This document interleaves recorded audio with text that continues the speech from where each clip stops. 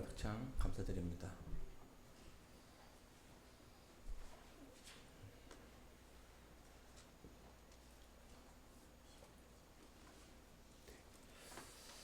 한 주일 동안 평안하셨습니까? 오늘 주제는 논리와 진실 사이에서라는 제목으로 말씀을 좀 준비해 보았습니다. 50년 전에 1972년 10월 13일에 우루과이 그 럭비팀 44명을 태운 비행기가 칠레를 향하고 가고 있는데 도착하기 전에 안데스 산맥을 넘다가 이 비행기가 추락을 하게 됩니다. 꼬리들과 날개가 다 잘린 상태에서 이 비행기는 해발 400m 지점에 그 산악에 고립이 됐죠. 영하 40도의 그 혹한의 날씨. 그래서 거기에서 겨우 살아남은 33명이 살기 위해서 생존을 투쟁을 하게 됩니다. 근데 참 안타까운 것은요, 이 우루과이 당국은 너무 이제 살 수 있는 그 환경이 되지 않는다라고 생각해서 일찌감치 구조를 포기를 하게 됩니다. 혹독한 날씨 가운데서 한 사람 한 사람 아주 철저하게 처절하게 투쟁을 살기 위해서 노력을 하지만 마침내 16명까지 남게 되었습니다. 그리고 이 죽음의 기로, 그러니까 죽음을 앞에 두고 살아가고 있는 그들이 결국은 극한의 선택을 하게 되었던 거죠. 어떤 선택을 했을까요? 살기 위해서. 그 산 꼭대기에서 눈으로 뒤덮인 그곳에서 살기 위해서 어떻게 해야 됐을까요? 그래서 그들이 죽은 동료의 시체를 먹기 시작합니다. 물론 그럼 같이 생존했던 그 친구들이 죽어가면서 혹시 내가 죽으면 내 살을 먹어도 된다라고 유언을 남겼죠. 눈 위에 있는 것은 그냥 고깃 덩어리야라고 그들은 되뇌이면서 그렇게 버티게 되었고, 그 중에 2명이 10일 동안 산을 내려와서 구조를 요청했고, 결국 그들은 16명은 구출을 받게 됩니다. 그런데 이들이 구출을 받고 난 다음에 어떻게 그 기간 동안을 살 수 있었냐는 그런 질문을 하게 되었죠. 그리고 그들의 대답이 세간을 떠들썩하게 만들었습니다. 그리고 그들이 생존했던 것은 굉장히 기쁜데 그들이 어떻게 살아남았는가에 대한 그 방법을 들었을 때에 그들은 경악을 금치 못했죠. 그래서 이게 맞느냐 틀리느냐라는 그런 논박이 일어나게 되었습니다. 당시 교황청에서 이런 발표를 하게 됩니다. 생존을 위해 인육을 먹는 것은 죄가 되지 않는다. 그러니까 그 당시에 이 논란이 얼마나 심했는지를 알 수 있는 거죠. 그래서 이것을 잠식시키기 위해서 교황청이 나서서 그 문제에 대한, 그 질문에 대한 답을 해준 것입니다. 실제로 이들의 이야기가 1993년에는 Alive라는 제목을 가지고 영화가 상영되기도 했습니다. 여러분이 사람을 먹는 식인 행위는 정당합니까? 그들의 그 처해 있던 그 상황을 고려하면 어떻습니까? 해발 400m, 4000m의 그 고지대에서 아주 추운 날씨, 먹을 것이 아무것도 없는 가운데 동료였던, 친구였던 누군가의 그 살을 먹는 게 맞는가? 일반적인 상황이라면 이것이 옳지 않다라는 사실은 누구나 다 잘 알고 있습니다.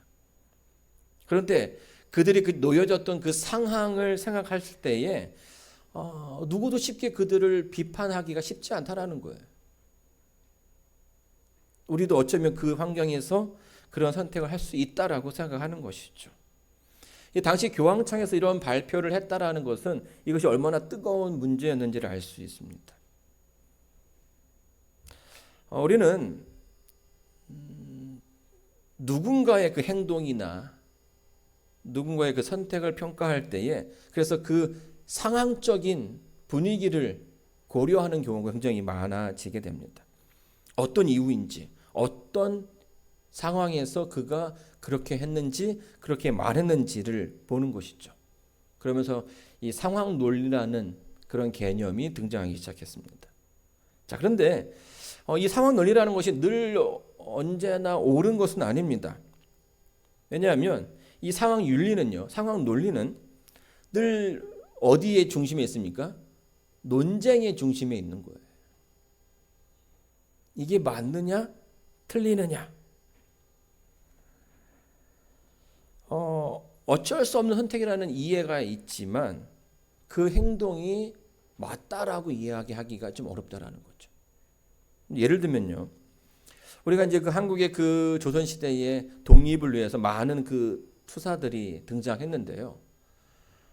그들을 또 어렵게 하는 이들이 있었습니다. 함께 같이 독립운동을 했던 그들 가운데 그들을 배신하고 일본의 그 정보를 팔아넘기는 흔히 말하는 이제 밀정이 존재했죠.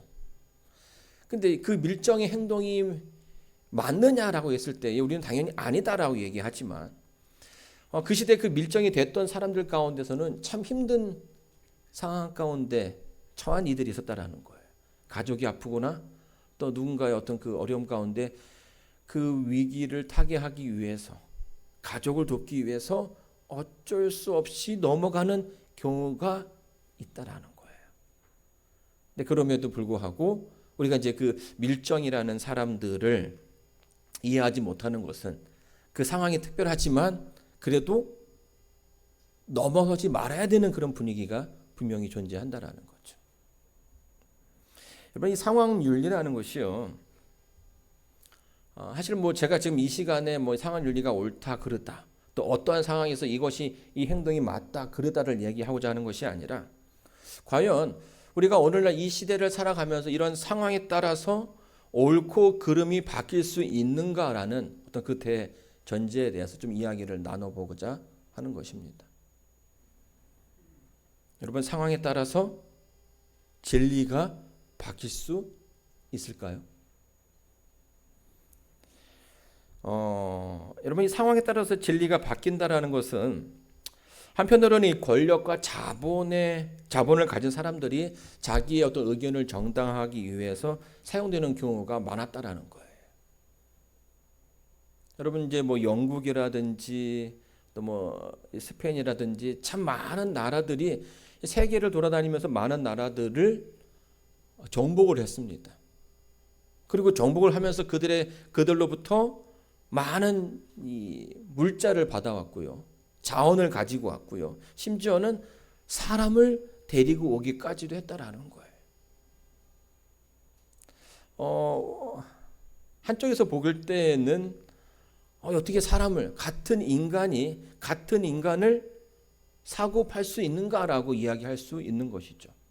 그런데 한편으로는 그들을 사고 파는 입장에서는 뭐라고 설명했냐면 우리가 문명화 사명을 가지고 이런 일을 했다라는 거죠. 그들이 미개한 삶을 살았기 때문에 우리가 훨씬 더 높은 지식과 높은 그 스킬을 가지고 있기 때문에 이것을 그들에게 전해줌으로써 그들을 문명화시키고 그들을 더 나은 삶으로 인도했다라고 말하는 거죠.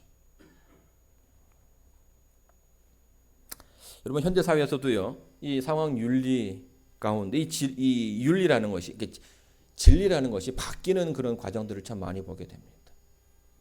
특별히 가진 사람들이요, 새로운 진리를 만들어서 진리를 왜곡하는 일들이 빈번하게 일어나게 됩니다. 언론 매체를 장악하는 거죠. 뭐 선거를 보게 되면 이제 이 미국에 있는 큰 미디어가 양 진영으로 나눠진 것을 볼 수 있습니다. 그리고 선거 가운데 서로 그러니까 같은 사건을 가지고 다른 입장으로 보는 그런 보도들도 많이 보게 되는 거죠. 진리를 가지고 뭐 하는 겁니까? 자기에게 맞게끔 재구성하는 것입니다. 안 좋은 이야기도 잘 설명하면 좋은 이야기가 되는 것이고요. 또 좋은 의도로 한 건데 이것도 또 안 좋은 의도로 바뀔 수도 있다라는 거예요. 출애굽기 1장 5절로 6절에 보게 되면 이렇게 말하고 있습니다. 이미 애굽에 있는 요셉까지 야곱의 혈속이 모두 70인이었더라.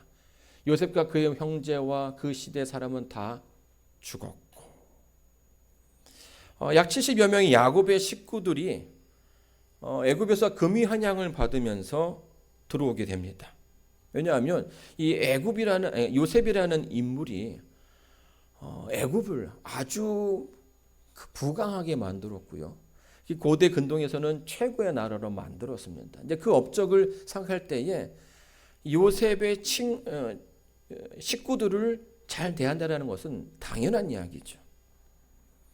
그런데 시대가 이제 흘러가서요. 요셉을 알지 못하는 새 왕이 등장하고 있음을 이야기해 주고 있습니다. 요셉을 알지 못하는 새 왕은 이 요셉의 했던 큰 공적에도 불구하고요. 이스라엘의 번영이 달갑지가 않은 것입니다. 그들은 애굽에서 가장 좋은 땅에서 살고 있었고요. 그들은 많은 혜택을 누리고 있었던 것이죠. 자, 그런데 새로 등극한 이 왕이요. 그 이스라엘 백성들을 버리기가 또 너무 아쉬운 거예요. 그들이 갖고 있는 그 능력이 많이 있고요. 그래서 어떻게 합니까? 또 함께 하자니 너무 빠르게 인구수가 늘어나서 두려움의 대상이 되어버린 것입니다. 그래서 그들의 어떤 그 위치를, 그들의 혜택을 다 박탈하고선 그들을 노예의 신분으로 만들게 됩니다. 11절입니다. 감독들을 그들 위에 세우고 그들에게 무거운 짐을 지워 괴롭게 하여 그들로 바로를 위하여 국고성, 비돔과 라암셋을 건축하게 하니라. 하나님 백성이었던 선민이었던 이스라엘 백성이 하루아침에 자유민에서 뭐가 됐습니까? 노예가 된 것이에요. 이스라엘 역사는요. 이 주변국에서 참 많이 어려움을 당하는데 마치 대한민국과 같은 우리의 역사와 좀 비슷한 그런 모습을 가지고 있습니다. 애굽이 이제는요. 고욕을 통해서 이스라엘을 통제하기 시작했습니다. 힘들게 만들고 고달프게 만들고 근데 그럼에도 불구하고 이스라엘 백성들이 더 많이 늘어나는 거예요. 그래서 이제는 어떡합니까? 그 인구가 늘어나는 것을 막기 위해서 남자 아이들을 죽이라는 명령이 내려지게 됩니다.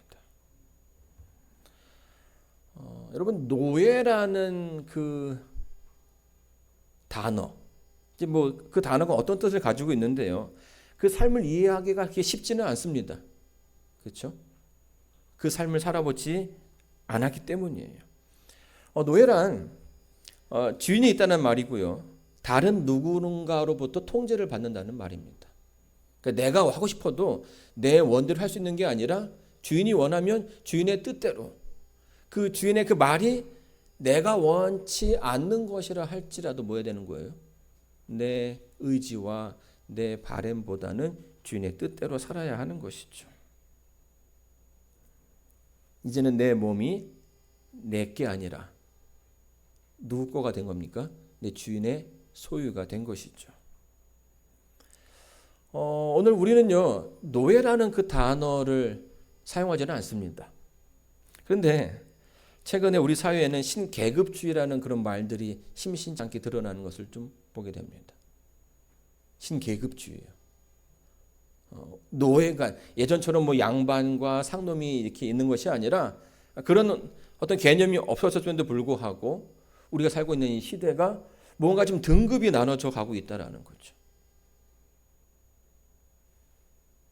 그리고 등급을 매기기를 좋아합니다. 제가 이제 요즘 아침마다 좀 이제 조깅을 하고 있는데요. 어떤 신발이 좋을까 막 이렇게 좀 뭐 잘 뛰는 건 아니지만 더 편하게 좀 뛰고 싶어서 이제 신발을 이렇게 공부를 했습니다. 근데 아주 이상한 사진을 하나 발견하게 되었어요. 여러분 이 러닝화에도 계급도가 있는 거 아십니까? 네. 그래서 이 월드 클래스, 국가 대표급, 지역 대표, 동네 대표, 마실용, 그냥 입문용. 근데 여기요 신발에만 있는 게 아니더라고요. 아이들이 입는 그 겨울에 입는 패딩부터 시작해서 타고 다니는 차까지 뭐 이런 것들이 세세하게 어떤 그 등급을 나누는 것을 보게 됩니다. 뭐 하는 겁니까? 점점 사회가 이제 이런 것을 보여지고 있다라는 거예요. 우리가 다 똑같은 삶을 사는 것처럼 보이지만 그렇지 않다라는 얘기를 은연중에 하고 있는 거죠. 그래서 뭐 금수저니 흙수저니 하는 이야기들이 나오는 거예요. 현재는요 2030 그 젊은 세대들의 그 교회 출석률이 아주 현저하게 줄어들고 있다고 얘기합니다. 뭐 어제도 설교에 좀 말씀드렸지만 한동안 대한민국의 기독교인의 숫자는 25% 정도 되었어요. 그런데 팬데믹 이후에 개신교의 숫자가 16%로 줄었습니다. 어마어마하게 줄어든 거예요. 그래서 왜 젊은 세대들한테 왜 교회를 가지 않느냐고 그러니까 출석을 열심히 하던 이들에게 그렇게 물었을 때 그들이 뭐라고 대답하냐면 여유가 없다라는 거예요. 먹고 사는 데 치여서 하나님을 기억하고 교회에 출석해야 하는 힘이 없다라는 거죠. 여러분 우리가 사는 이 시대는요 과학이 아주 빠르게 발전한 그런 시대입니다. 1990년대, 1990년 그 이전에 우리나라의 목표는 자급, 그러니까 우리나라에 생산된 쌀로서 우리가 배부르게 먹자 이게 목표였던 거예요. 실제로 그것이 됐습니다. 됐는데 그럼에도 불구하고 우리의 생활이 더 나아졌느냐라고 얘기했을 때에 대답을 그렇다라고 얘기하기가 좀 어렵다라는 거죠. 국민의 그 총생산이 3만 5천 부를 넘는 시대에 살고 있음에도 불구하고 어쩌면 우리의 그 역사 가운데서 가장 부한 시대에 있음에도 불구하고 우리는 그 부함을 제대로 느끼지 못하고 있다라는 거예요. 계층 간의 간격은 더 벌어지고요. 수많은 중산층들이 서민과의 어떤 그 차이가 점점 좁아지고 있고요. 또 다수의 서민들이 벼랑으로 내몰리고 있는 것이 오늘날 우리가 살아가고 있는 시대의 모습이에요. 자, 이런 가운데서 정말 살기가 어려운 가운데서 신앙을 한다라는 것은 또 누군가에게는 사치라고 생각되어질 수 있는 것입니다. 먹고 살기가 바쁜데 세상에 순응하는 것이 생존을 위해 필요한 것이 아니냐라고 얘기할 수 있는 것이죠. 자, 이 내용이 이제 이 이야기가 출애굽기 1장의 바탕이 된다라는 거예요. 그들의 신분이 갑자기 뭐가 됐습니까? 자유민에서 노예가 되었고요. 바쁜 일상 가운데서 또 이 노예의 신분으로서 수많은 그 고역 가운데 피곤한데 그 가운데서 우리가 하나님을 계속 기억하고 하나님께 예배를 드려야 하는가 이런 질문을 하게 된다는 거죠. 영국의 철학자 밀이 이런 얘기를 합니다. 배부른 돼지보다 배고픈 소크라테스가 낫다. 자, 무슨 이야기입니까? 내가 좀 궁색하더라도 인간답게 사는 것이 더 낫다라는 거죠. 단순하게 그 먹고 사는 것의 문제에 치중하는 것이 아니라 내가 어떻게 살아갈 것인가에 대해서 고민하고 연구하는 그런 자세들이 우리들에게 필요하다는 얘기인 것입니다. 그런데 오늘 우리들의 그 삶을 보게 되면요, 이념이나 그 사상, 믿음이나 신앙이요, 때로는 그 원초적인 문제 앞에서 무너지게 되는 것을 종종 보게 된다라는 거예요.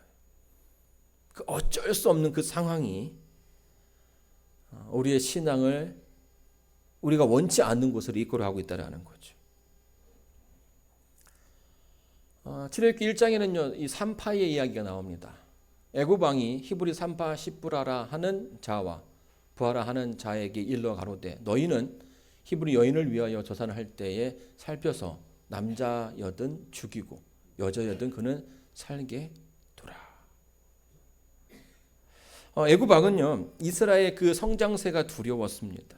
그래서 더 이상 인구를 늘리면 안 되겠다라고 해서 남자들을 다 죽이겠다라는 그런 정책을 펼쳤습니다.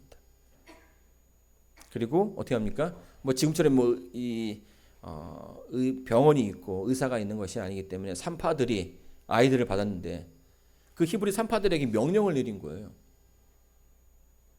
너희가 받는 아이가 여자면 어떻게 해요? 살려두고 남자면 죽이라는 거예요.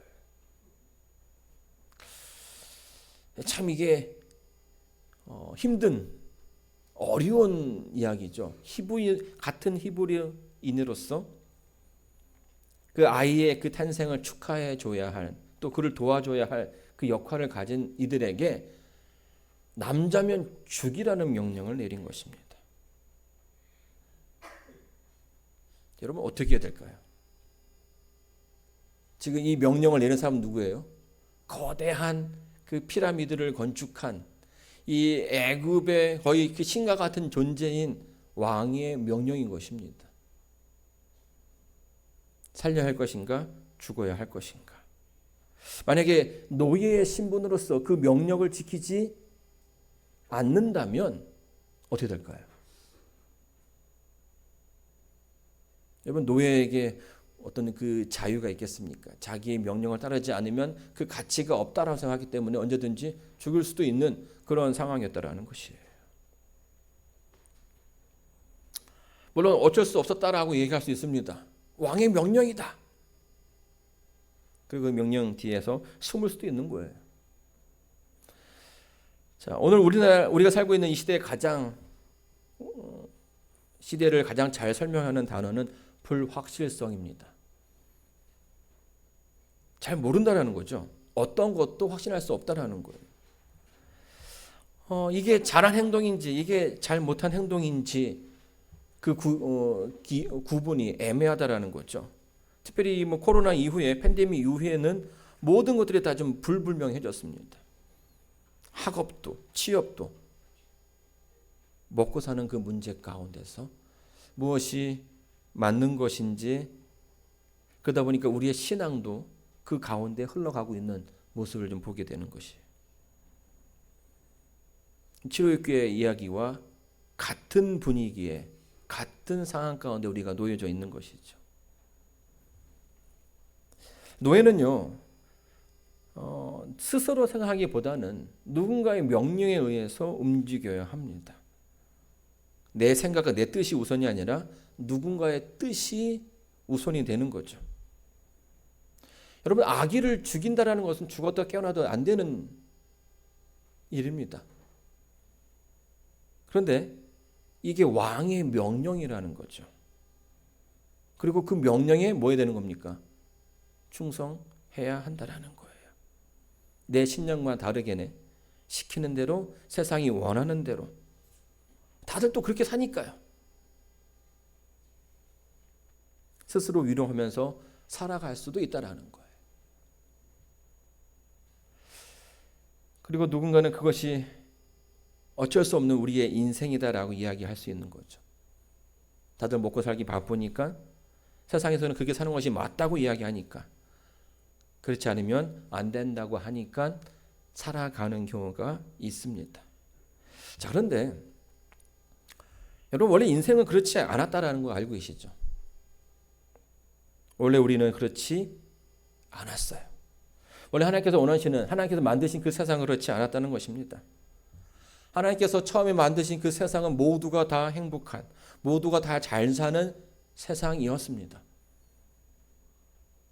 나만 잘 사는 세상이 아니라 함께 나누고 서로 누군가에게 도움을 주고 서로 협력해서 사는 그런 세상. 이기기 위해서 속이고 속이기 위해서 애쓰는 세상이 아니라 하나님의 그 뜻이 실현되고 누군가를 위해서 헌신하고 봉사하는 것이 맞는 그런 세상이었습니다. 그런데 아담과 하와가 하나님을 떠나면서부터 인류의 타락은 급속하도록 빨라지게 되었죠. 자유를 찾아서 떠났지만 그들의 그 삶은 점점점 구렁텅이로 노예의 삶으로 변하게 되었습니다. 세상의 권력에 붙잡혀서 그냥 먹고 사는 것으로 만족하는 삶을 살아가기 시작했다는 거죠. 여러분, 이것이 이제 오늘날 우리가 살고 있는 현실인 것입니다. 자, 그런데 성경은요, 늘 우리에게 뭘 얘기합니까? 새로운 땅이 있음을 이야기해 주고 있어요. 원래는 그렇지 않았다라고 이야기해 주고 있다라는 거죠. 출애굽기는요, 애굽을 떠나서 새로운 삶을 살 수 있다라는 이야기를 해주고 있는 것입니다.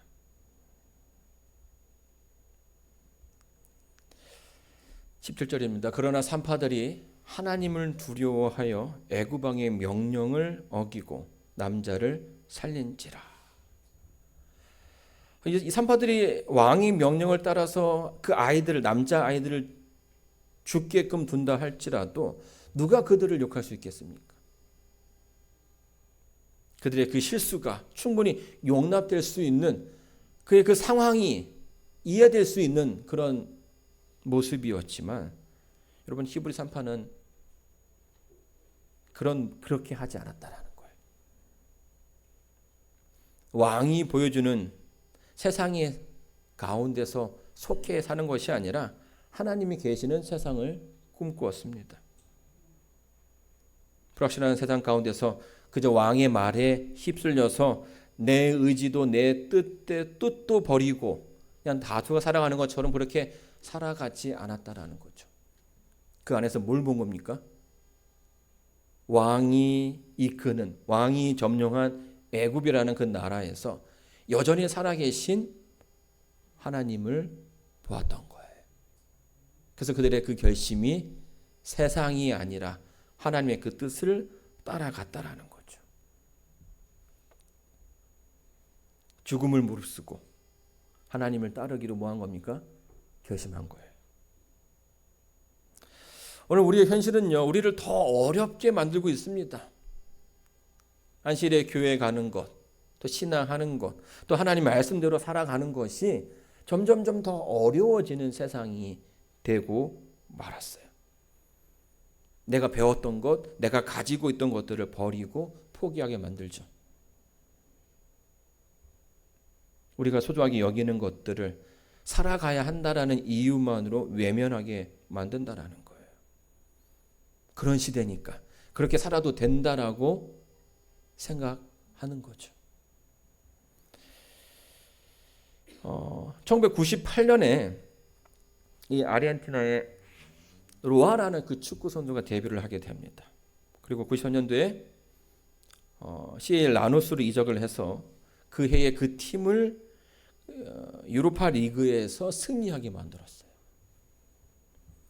96년에는 스페인 RCD 마요르카라로 이적을 해서요, 한 번도 승리를 경험해 보지 못했던 그 하이에서 놀았던 그 팀을 거기에서 우승을 하게 만들었습니다.